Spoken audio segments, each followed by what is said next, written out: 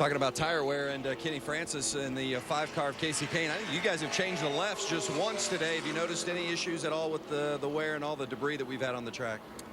Yeah, I think we're going to have to change just rights here, too, to try to stay up front. But everybody's going to need all the gas they can get. But, you know, you can do it just a little bit faster changing rights only. So, you know, hopefully we can have a good pit stop here and make it to the end. Well, you tweaked on the chassis the first couple of stops, so it seems like you've got a pretty good race car. What do you feel like Casey's got in his hands right now? Yeah, it's been handling a lot better the second half of the race. We're just not sure, you know, what 2 tires are going to do to it, but hopefully it'll be good. Thanks, Kenny. Alan? So the thoughts of Kenny Francis there on the tires, the strategy, and so on that's left to see. Yeah, it'll be interesting. I think we've seen these left side tires be very durable all day long, and I don't think it's a problem that Goodyear has with the right side tires. I think it's the teams that are doing things that create problems with those right front tires in these type of situations in trying to make their cars do the things that they want to do. Well, we just talked about new surfaces. You really lose a lot of margin on that tire. Goodyear can build a lot of margin into these things in a lot of tracks, but when you come to one of these, it's really difficult to do that. And so the margin's very thin. You got teams out there that are doing everything they can to run fast, and sometimes they'll lean on that one corner of the car, and it can cause a problem. Now, I want to point out the wave around on the free pass and so on for Mark Martin and Denny Hamlin. Yes, it's going to get them back on the lead lap, but had things stayed green and the stops all cycled through, they were running up in front. Mark was the leader when he pitted. Now, because of this, they're going to start at the back end of the lead lap cars, and this caution just after they made the green flag pit stops has really cost them a lot of track position. Yeah, it did. It was very untimely, but it's not something unexpected. I think that a lot of people expected to see another caution in that segment, but they had to pit. They were at the very end of their fuel tank. They didn't have a choice. Yeah, there's going to be 22 cars ahead of them at the very least, probably a little more than that. But you know, Mark Martin will be able to come down pit road and put on more tires if he wants to do that. Make sure that he's got plenty of fuel just in case of a green-white checkered situation.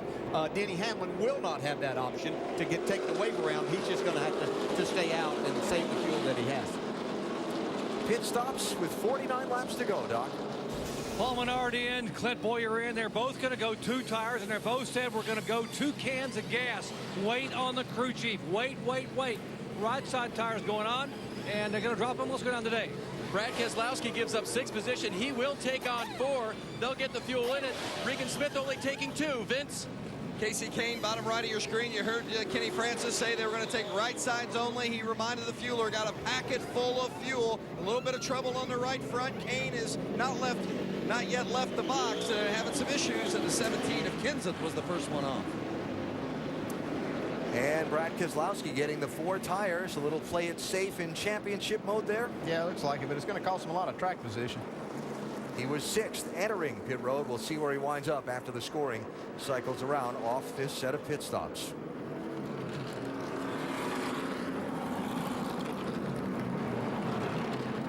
So Matt Kenseth first off the pit lane as we work the yellow flag, the 13th yellow of today's race, and still got 49 laps to go. The latest caution flag after a very hard crash for Eric Almirola, who's with Jamie. Yes, what a day it's been. Led 69 laps, more than you led in your entire career, and you were still fast after contact. What happened there, and are you okay? Yeah, we just blew another right front. It was a big hit. I lost my breath there for a minute, so I had to collect my thoughts. But just disappointed. I have never in my entire life had a race car that good. It was so fast and so easy to drive.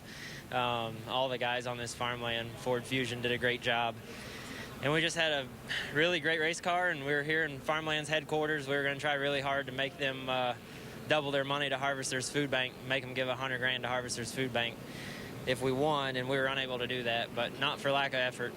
All the guys worked really hard all weekend. We had a spectacular car, and I hate that it ends like this, but I've always been told you got to give a few away before you can win one, and I feel like we certainly gave one away today. Well, you had a lot to be happy about through today, Alan. Jamie, thanks. A very fast race car, and came back from a couple of different instances of trouble, but then a really hard crash, and it's great to see him standing there and okay. Eric Almirola out of it now. Mark Martin now making that pit stop. After he gets back on the lead lap, he can get the fuel tank top back off. It looks like they may be just checking to see if they've got any tire rubs. They're going to start at the back of the field. but they will have a full tank of gas. No problem making it to the end, which I don't think anybody will. I think from here, everybody can make it on fuel. The big question is going to be, are we going to see a green flag run to the finish? Yeah, that's the big question. Haven't had a ton of that so far today. While we work the yellow flag, a reminder, the Big O Tires NHRA Nationals qualifying can be seen next weekend, 1:30 a.m. Saturday on ESPN2, and we'll have the final eliminations for you from Vegas, 8 Eastern Time next Sunday on ESPN2. And the chase for the NASCAR Sprint Cup continues from the Paperclip, Martinsville, next Sunday, ESPN, 1 Eastern Time. The April race there, Jeff Gordon led on a late restart. Clint Boyer went 3 wide on him. Gordon got bumped and knocked around. His whole season might have looked differently. Ryan Newman won the race. Who knows what's going to happen in the final laps next Sunday. Hope you're with us in Martinsville. It should be exciting once again. Jimmy Johnson down pit road.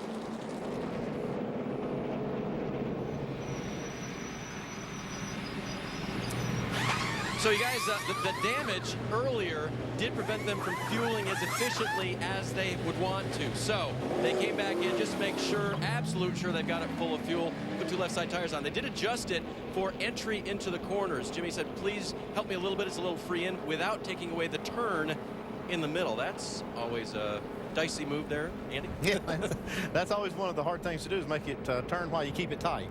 Race drivers just want it all. Yeah, they want everything. Oh, yeah, wow, we got a deck lid. It's just taped on the back. Yeah.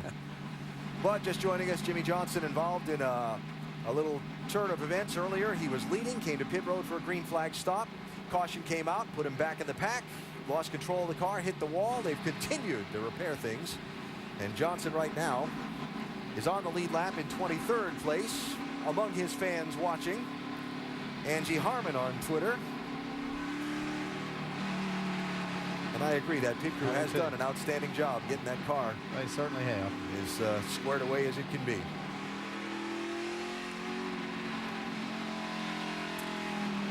A lot of cleanup still being done down in turn 4. It gives us a chance to check in with our in-race reporter, Clint Boyer, showing in 5th right now, DJ.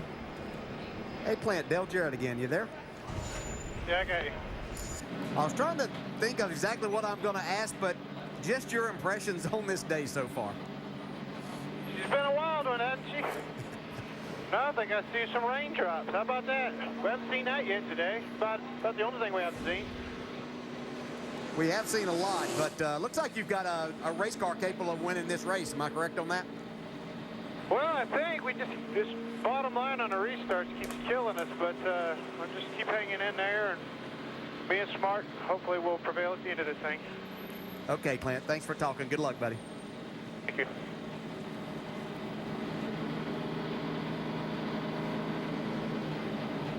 All right, so as they double up for the restart, you see Clint Boyer there on the inside of row 3 in 5th position.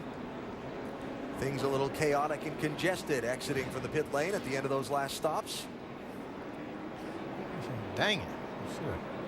I feel like he could have got somebody, maybe got a few cars more than they were able to win off the pit road. All right, let's set it up. 25 cars on the lead lap. Free pass was Mark Martin. Denny Hamlin and Sam Hornets Jr. took waiver rounds. They're 24th and 25th. Brad Keselowski, by taking the 4 tires on the pit stop, gave up 6th position. He'll restart in 13th here. And the leader will be Matt Kenseth, with Tony Stewart, who had a wrench left in the car, leaving pit road earlier in the race. At one point, said to his crew, you need to get your heads out of back in the game. And now is up there side by side with Matt Kenseth to race for the lead. Yeah, also spun out coming off of turn 2 over there. Flattened all the tires, but made it back and didn't tear anything up. Here he is trying to win the race. 45 laps to go.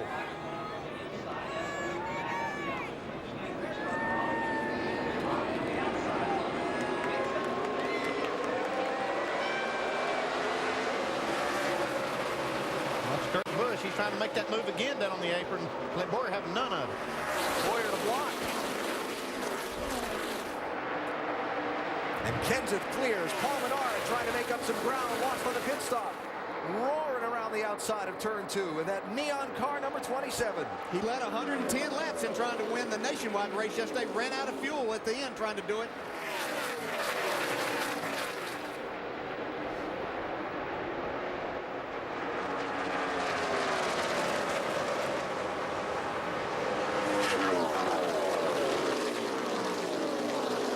You see Stewart sliding around, losing some of the ground made up on pit road.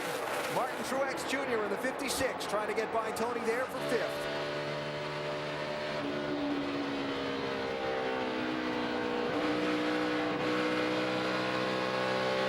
I know Tony and his team was trying to get some track position, think that would make it really help them, but their car has had handling issues all day, just putting fuel in there. We'll see how that works out for them. Jeff Gordon for 24, Carl Edwards 99. That's 8th and 9th. Haven't called Carl's number, I don't think, at all today. No, he looked like, and I really thought from practice yesterday he was going to have a solid day, but just hasn't been there. Right around that 10th position, back to 14th or so. You see all the cars coming off turn 4 through all that speedy drive. They cleaned it all up. There's some residue still left up there. We see some dust. That shouldn't be any problem for all the cars coming off of that corner. Doesn't look very safe, though, but it is.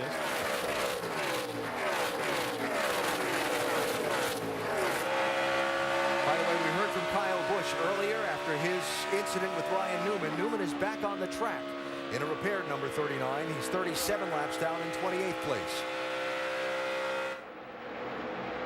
So Matt Kenseth, who got into the wall off of turn 2 earlier while running up front when an incident happened around him, wrinkled up the right side of that 17 car. Now he's back in the number 1 spot, and here's a challenge for second. Casey Kane on the move. Yeah, I think that said earlier, going to have to deal with this 5 car before the end of this race. He's really making that groove right there work, and this is where Casey Kane likes to run most of the time, keeping momentum up to second now.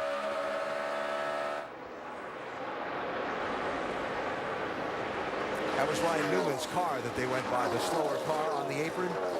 Newman off the racetrack and now turning back into the garage. I'm seeing Mark Martin's car be really slow down the front straightaway. Denny Hamlin caught him quite a bit as they went down through there and passed him off a 2. Here's Keselowski trying to get 10th spot on Joey Logano, championship leader. Right now running ahead of his closest rivals for the title on the track.